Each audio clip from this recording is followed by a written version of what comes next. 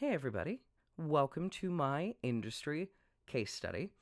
This is a study on my dream career as well as two adjacent careers that will help me on the path to having understanding and experience for my main career. So, without further ado, let's get into the presentation. So, what is my dream career? Audio engineering. I want this career because it is challenging. I am choosing this career on top of everything else is because it's challenging. It's not too challenging to the point where I want to quit, but it is definitely enough to interest me and keep me going.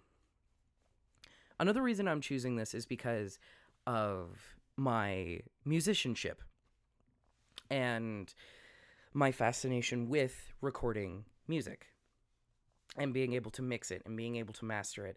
I love these aspects of music and I want to continue it. It's also something that is close to me because of my family.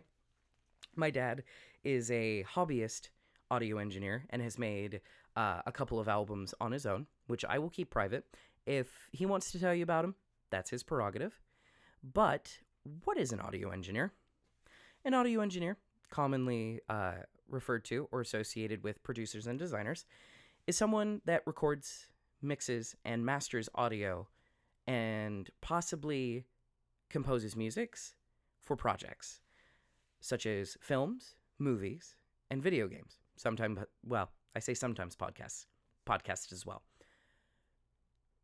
So, a lot of the things they do I just mentioned, but the most important is mixing and mastering. These are what an audio engineers do. This is the bread and butter.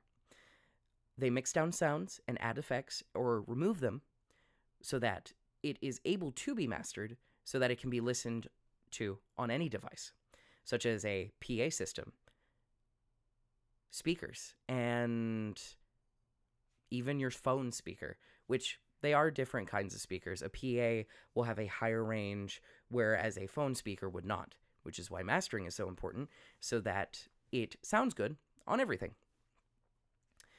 So one of the adjacent careers that I want to have, excuse me, is Foley art, specifically Foley editing.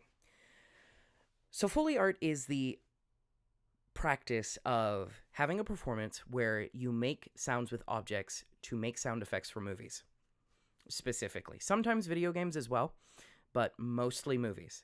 This will be your footsteps, your swinging of weapons. This will be your possibly heavy breathing, unless that's captured on a microphone on set. Sometimes it's not. But these fill in the gaps in a movie sonically so that your suspension of disbelief can be suspended. Because if a weapon swings and it makes no sounds, then what, did he actually swing the weapon? What was that? Why aren't they making footstep noises? Why is it when they pick up an object it doesn't make any noise? That is what you're doing. You are filling in the gaps. You are becoming the stage. You are becoming the props. And it makes you look at movies in a completely different perspective. As someone who produces, designs, or even works directly with the props, it's like, oh, this makes this kind of sound. And these objects help me make this sound. And it is incredibly important for movies. So what kind of education will you need? No requirements. You don't need anything. You can grab somebody and be like, you're the Foley artist now. Kind of toss them into it. However, having a background in film and sound production helps. And there's no special training whatsoever. So what are some of the skills? Having a repertoire of sounds and applied knowledge of sounds is the most important thing. If you don't know what makes what kind of sounds, then, why even bother being a Foley artist? It's like being a musician and not understanding the difference between major and minor, the difference between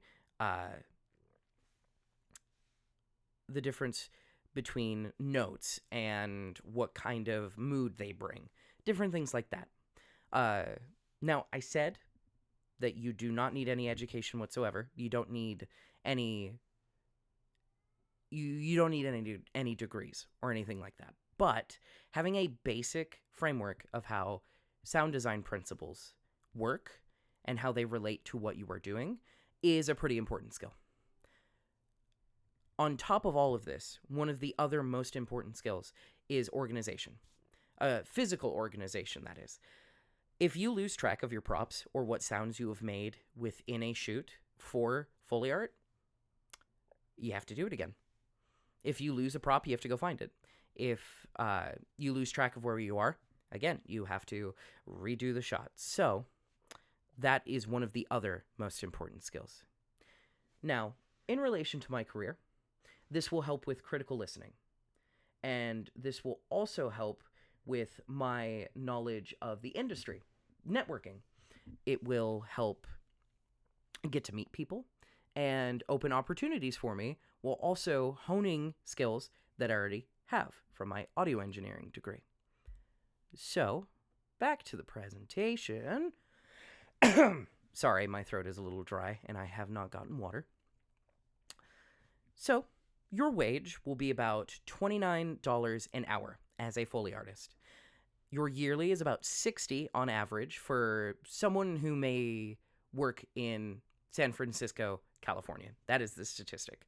Your lower end will be about $40,000, and your higher end will be $80,000 to $90,000 if you're your 10 percentile or your 25 percentile. So the second career that is adjacent but very close in this instance and will help me to my dream career is sound designer for video games specifically. What they do is process and design sounds and sound effects and compose music for video games. Now, sound designers can also work on film, podcast, and there isn't a third thing. I was going to say video games. There isn't a third thing. But they are very important in the fact that they capture the raw sound and make it sound good to pass off to your mixers, to pass off to your masterers so that they can implement it into the game. You are the person designing these sounds. You are the basis of these sounds. So, what kind of education will you need? A bachelor's of audio engineering and or audio production, minimum. You have to have that. No one's going to pick you up off the street or ask you to do anything if you don't even have that. But you may need special training in coding, depending on how small the project is. You may be helping with the programming and in encoding your sounds that you just made into the game. So C++, I always want to call it C++, Python and JavaScript are some of the most popular codes. And some of the best video games ever made, sales-wise, have been made with JavaScript, like Minecraft, for example. Great game. But Python is more for websites, but it can be used for game design. So what skills will you need?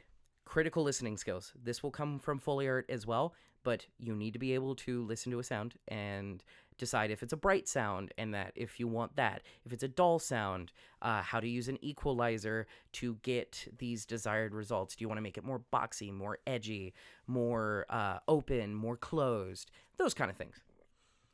Having a competency of technologies is imperative, really. If you don't know what equipment you're using, then you cannot do your job.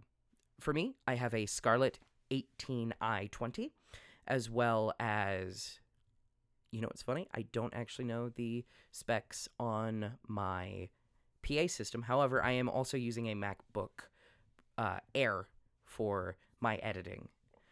And knowing how these work is imperative. It is the most important, right next to critical listening. One of the softer skills that you'll need that isn't talked about a lot is actually communication with your audio team and clients, if you have any. You need to be able to convey ideas efficiently and with kindness to be able to bring a project together. If you can't do that, then you can't work in this industry. You work with other people. It's it's mandatory. So that's another important skill. With Foley art, you're kind of just there doing your thing, but with sound design, you have to have those skills. So, sound design or sound designer. This will just compound what I've already learned from school. This is very close to audio engineering. Not quite the same, but I will be taking a lot of the same skills from audio engineering into sound design and sound designer. So, back to the presentation. Your wage as a sound designer is about $38 an hour, or $78,000 yearly. This is for somebody who would live in Texas, for example. I live in Texas, so this is accurate to me. But your lower percentile will be more like 50 to 60K, and your higher percentile is anywhere from 100K to 120K. So let's move on from technical, and let's go into reviewing and interviewing people who have these chosen fields, who have done this before, who are, in their own right, legends in these fields. This right here is Winifred Phillips. She is a lead game and film sound designer. And she has worked on one of my favorite movies. I'm going to say that twice because the next person also worked on one of my favorite movies. But she worked on Charlie and the Chocolate Factory.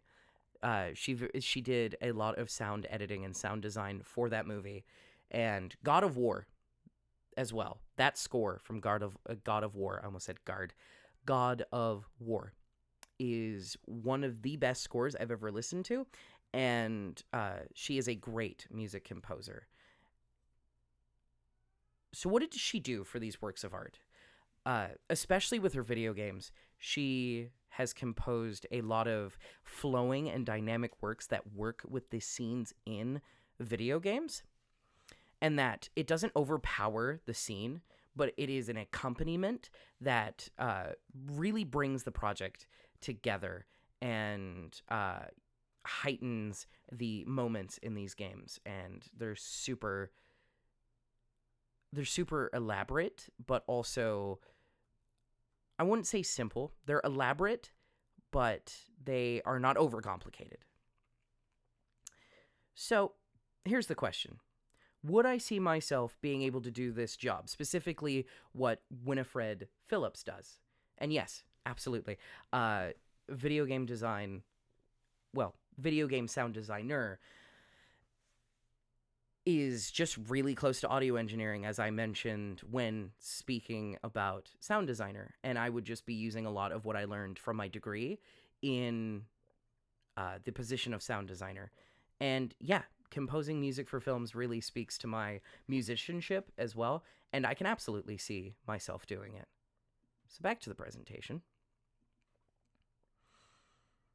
Another legendary figure that I have actually heard about before doing this, but this is Foley editor and sound effects recordist Katie Wood, and she has worked on my all-time favorite trilogy of movies. If you're a fan of these movies, you know where this is going. Lord of the Rings. She has worked on Lord of the Rings. She was there to help the Foley artists, and she did some Foley artistry herself and helped record some of the sound effects.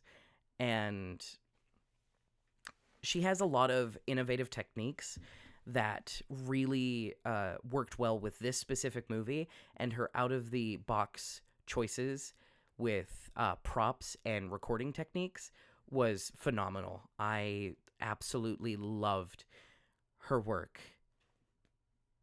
Would I be able to see myself working at the level of Katie Wood? Yes, but with a lot of practice. She's very, very good at what she does. She knows how to manipulate sound and how to make it do very specific things. And her sound choices, what objects or techniques she uses to get specific sounds, is legendary. She worked on Lord of the Rings, and I believe she also worked on The Hobbit, if I'm not mistaken. They brought her back. one of my favorite sound effects of all time is Frodo. Bilbo Baggins pulling out Sting for the first time, and that made me want to do audio engineering. I was like, I want to make that sound, not specifically, be the one making the sound, but like, capturing the audio and working with it and playing with it and making it perfect because it had such a nice reverb to it. It was a magical noise for a magical sword. Uh, but yes, I could absolutely see myself being in her shoes. But I believe that brings us to the end of our presentation. So,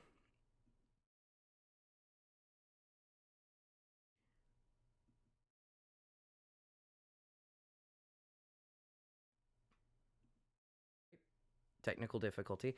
Uh, yeah, that was my presentation, and that is my dream career. I want to be an audio designer or audio engineer, and sound design and Foley artistry, I think will get me closer to that. And I think that would